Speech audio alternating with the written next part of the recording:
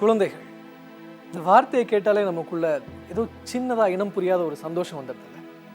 காரணம் ரொம்ப சுலபம். அவங்களுடைய உலகம் அப்படிப்பட்டது. அந்த உலகத்துல சூது வாது பொறாமைன்னு நம்ம அன்றாடம் பார்க்கக்கூடிய எந்த விஷயமுமே கிடையாது. அந்த உலகத்தை கட்டமைக்கக்கூடிய மிகப்பெரிய பொறுப்பு பெற்றோர்களாகிய நம்ம கிட்ட இருக்கு. அதுக்காக நம்ம பார்த்து பார்த்து என்னென்னமோ செய்கிறோம். எந்த எக்ஸ்ட்ரீமுக்கும் போகிறோம் அந்த குழந்தைகளோட சந்தோஷத்துக்காக. அப்படி பார்த்து பார்த்து வளர்க்கப்பட்ட அந்த குழந்தை தவழ்கிற ஸ்டேஜிலிருந்து எழுந்து நடக்க ஆரம்பிக்கும் போது திடீர்னு தடுக்கி விழுந்துட்டா கூட நம்ம பதறி போயிட்டோம்.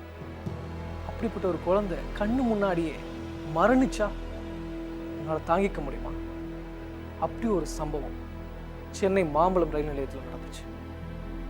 சென்னை மாம்பலத்தில் நடந்தது என்ன? சென்னை அரசு மருத்துவமனையில் லக்ஷ்மி மட்டும் தனியாக. சித்தப்பிரமை பிடித்தவர் போலதான் அவரது நிலை. அவரது 2 கால்களும் கடுமையாக பாதிக்கப்பட்டிருக்கின்றன. அந்த புண்களின் வலியும் வேதனையும் அவரை துன்புறுத்துகின்றது. அவரை பார்க்க வருபவர்களும் அவரது கால்களின் நிலையைக் கண்டு வேதனைப்படுகிறார்கள். கூடவே அந்த சம்பவம் எப்படி நடந்தது என்று கேள்விகளால் துளைத்தெடுக்கிறார்கள். எந்த கேள்விகளுக்கும் லக்ஷ்மியால் பதில் சொல்ல முடிகிறது. ஆனால் அந்த சம்பவம் மட்டும் அவரை மீண்டும் மீண்டும் உயிரோடு வதைக்கிறது. ஆம், அது ஒரு கொடூர சம்பவம்.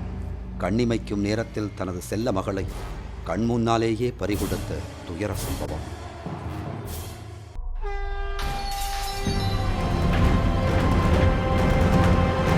குழந்தையோட கால் உடம்புல வீல் ஏறிச்சு.